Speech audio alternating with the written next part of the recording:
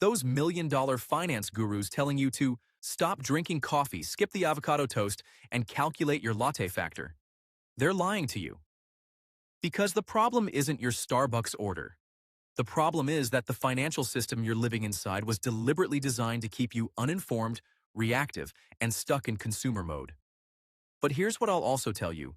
In some corners of the world, things work very differently. In Norway, the average citizen knows that the government is investing oil revenues on their behalf, and they actually follow that fund's performance. In Singapore, a portion of every worker's paycheck is automatically separated before it ever hits their account, flowing directly into a long-term investment fund. In Japan, a grandfather doesn't leave his grandchildren stocks. He leaves them something far more valuable: decades of ingrained savings habits. These countries didn't stumble into success. They built a system, a culture, a psychology. And if you watch this video all the way through, you're going to crack the code of that system. Because what we're talking about today isn't just which country is rich. What we're talking about is, how do these countries think about money? How do their citizens invest? And how can you take that knowledge and apply it to your own life? 1944, Bretton Woods, New Hampshire. In the shadow of World War II, representatives from 44 nations gathered to rebuild the global financial order. The US dollar was pegged to gold. Every other currency was pegged to the dollar. The entire world locked itself into a system centered around a single currency. Then 1971 arrived. Nixon picked up the phone and said, "The dollar is no longer backed by gold." And overnight, the paper money in your pocket became literally just paper. Its value was no longer tied to a tangible asset. It was now backed by nothing more than the promises of governments and central banks.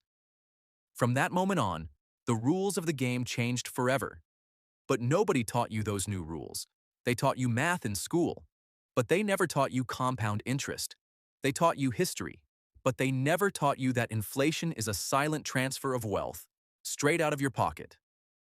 They taught you biology, but they never taught you how the psychology of consumption exploits the dopamine loop running inside your own brain. And that's exactly where the Great Divide began. Some countries noticed this gap. They treated financial literacy not as a personal skill their citizens needed to figure out on their own, but as infrastructure, something the government was responsible for providing. They designed their systems to work for the individual, not against them. Instead of keeping taxes, savings, and investment in separate silos, they wired them together into a single, cohesive architecture. Those are the countries we're about to put under the microscope. 1969 oil was discovered off the coast of Norway. And this is where one of the most fascinating turning points in modern history took place. When most countries strike natural resources, what do? They sell immediately. Spending surges. Politicians inflate the budget. A few generations later, the resource runs dry, and the country is left in a worse position than before. Economists call this the resource curse. Nigeria, Venezuela, Libya, the list goes on. Norway did something different. In 1990, it established a fund, the Government Pension Fund Global, and it set one ironclad rule. Every single krone of oil revenue goes into this fund. The fund will not spend that money inside Norway. Instead, it will invest in the world's best companies, bonds, and real estate. The size of that fund today? $1.7 trillion. Roughly $330,000 for every single Norwegian citizen. But the real magic isn't in the number. It's in the philosophy.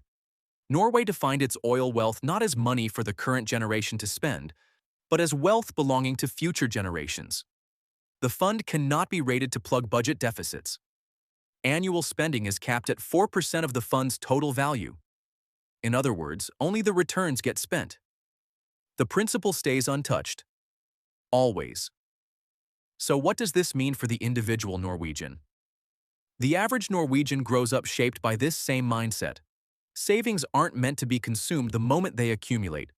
Because the retirement system is solid, the anxiety of what happens tomorrow is dramatically lower than what a typical American carries.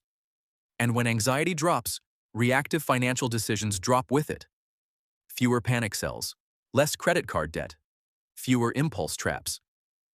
Norway's secret can be summed up in a single word: patience. And behind that patience sits a powerful structural foundation: a strong social safety net, free education, a robust healthcare system. The average citizen simply doesn't need to go into debt to cover basic needs, and that creates the single most critical condition required for investing in the first place: access to cash. When Singapore separated from Malaysia in 1965, it had no natural resources and no significant landmass. It was a tiny island state. Its leader, Lee Kuan Yew, said something at the time that would define the nation's entire trajectory: "Our only resource is our people." And to manage those people like the valuable resource they were, he built an extraordinary system. The heart of that system: the CPF, the Central Provident Fund. The CPF is a mechanism that's simple on the surface but razor-sharp underneath. Every worker contributes a percentage of their salary into the CPF. Their employer adds a contribution on top of that. That money is then split across 3 separate accounts. Ordinary account can be used for housing, education, and insurance. Special account: long-term retirement-focused savings, earning a higher interest rate. MediSave account: reserved exclusively for healthcare expenses. A locked emergency fund that cannot be touched for anything else. Here's the part that makes the whole thing genius: the money never hits your paycheck in the first place. You can't spend it because you never see it. In behavioral economics, this is called pre-commitment. Human nature is weak.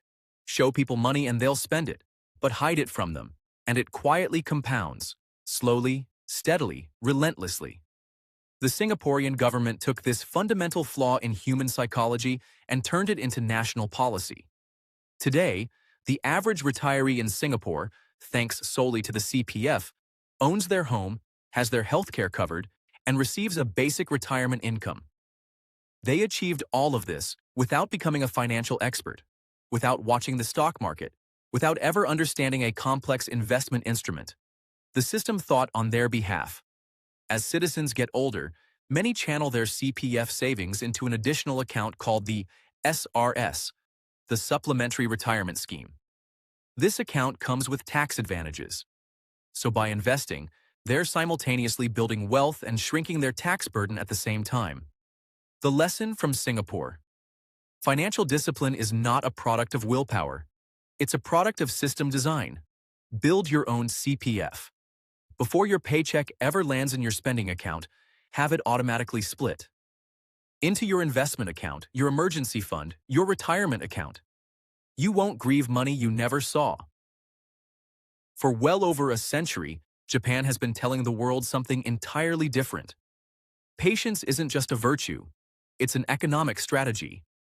You've probably heard of Ikigai, the Japanese concept of purpose, of meaning, of a reason to get up in the morning. But if you want to truly understand Japan's financial culture, there's another concept you need to know: chokin, the habit of saving, the discipline of accumulation. Japan's savings rates have historically run high. And the reason isn't purely economic necessity, it's a value system baked deep into the culture. There's a Japanese word, mottainai. It means something close to, what a waste. To squander food, time, or money is not just inefficient in Japan, it's culturally shameful. And that cultural value translates directly into financial behavior. Rather than borrowing from the future through credit cards the way Americans routinely do, Japanese people tend to build their future by restraining their consumption today. Yes, Japan has debt. Yes, there are real structural challenges: an aging population, decades of deflationary pressure.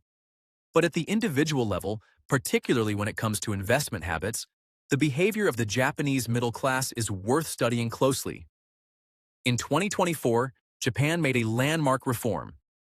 The NISA system, the Nippon Individual Savings Account, was significantly expanded. This framework allows individual investors to earn returns on stocks and investment funds completely free from taxation. The result? The number of individual investors in Japan hit an all-time high. Young Japanese people started paying attention to the market, but not in a speculative way. not in a buy this stock and get rich way.